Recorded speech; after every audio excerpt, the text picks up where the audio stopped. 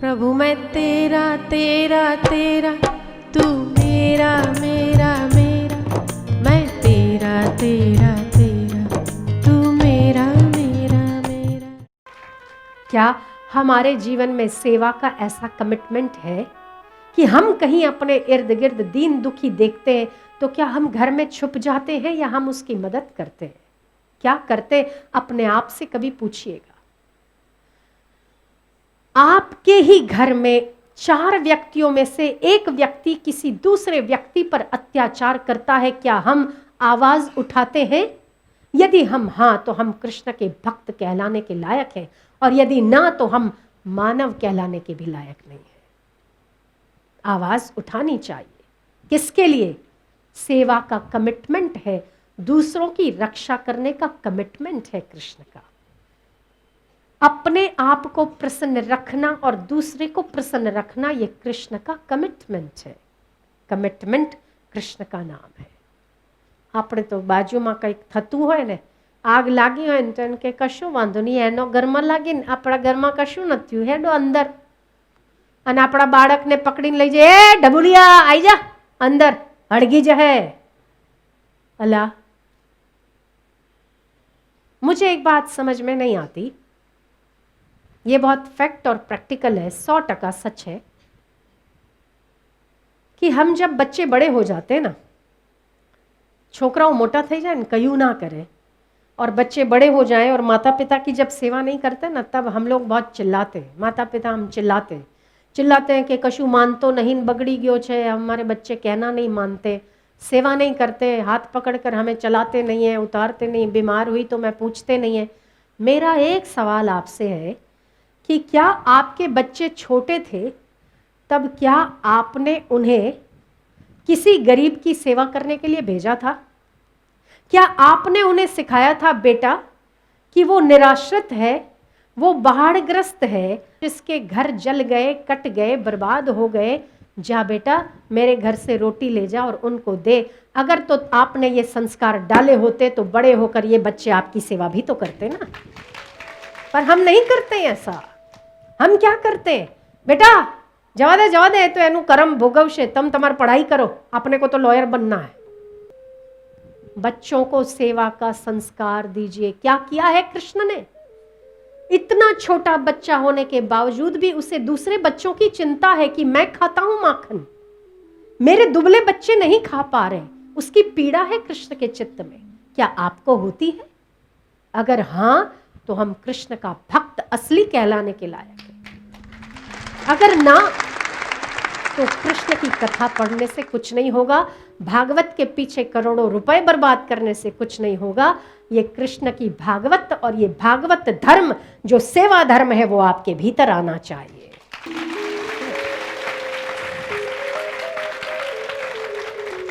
मारो दीकरो लॉयर बने, मारो दीकरो डॉक्टर जरूर बनवो જોઈએ, પણ કોઈની મદદ ના કરવી જોઈએ। ત્યારે આ ડોક્ટર બનીને તારા ખિસ્સા બાજુ જ જોવાનો છે કે કેટલા નીકળે।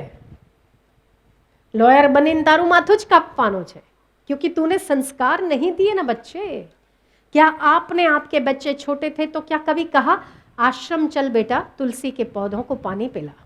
क्या आपने कभी कहा कि मंदिर जा बेटा, मंदिर में बहुत कचरा पड़ा है, झाड़ू लेकर साफ कर? यदि ये आपने झाड़ू उठवाया होता तो आपके घर की भी सफाई बराबर रहती, नौकरानियां नहीं रखनी पड़ती आपको।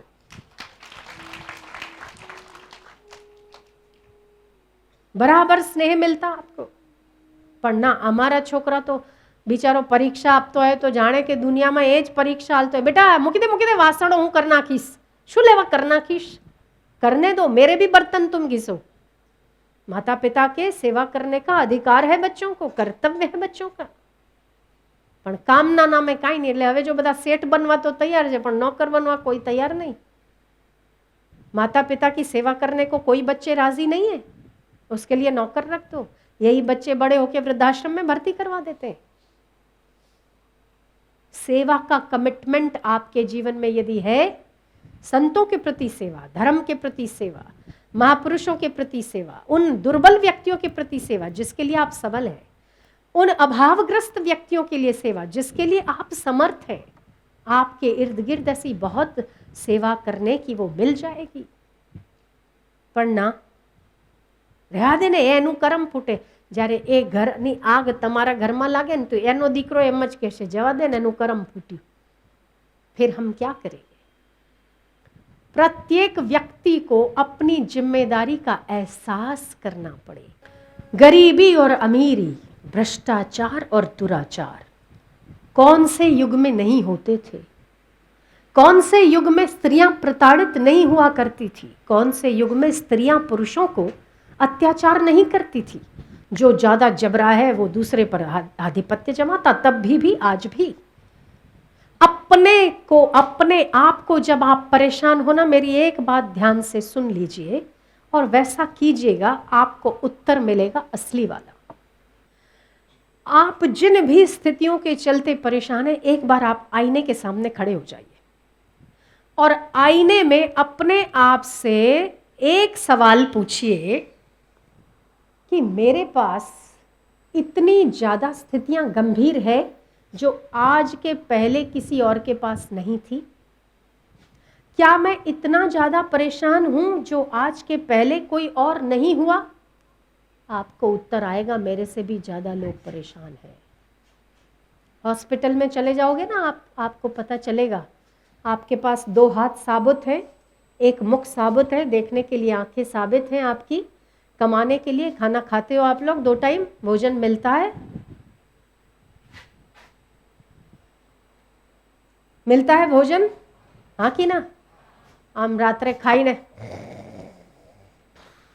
सुई जाओ છો, नींद आती है, खराटे लेते हो, आराम की सांस लेते हो. ऐसे लोग भी हैं जो परेशान हैं. क्यों? एक टाइम, एक वक्त का रोटी नसीब नहीं होता उनको. ऐसे लोग भी आप ही के संसार में विद्यमान हैं, है कि नहीं है?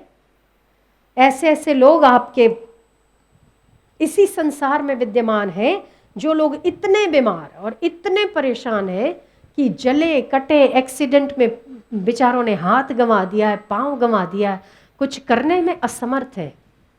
ऐसे लोग भी हैं जो पागल है, मस्तिष्क काम नहीं करता, डबल सिंगल अपने बेड पर कर लेते. हमारे पास दिमाग है, ईश्वर ने अच्छे से दिया है, हमें पता चल रहा है कब खाना, क्या खाना, कहाँ जाना, कैसे करना है ना.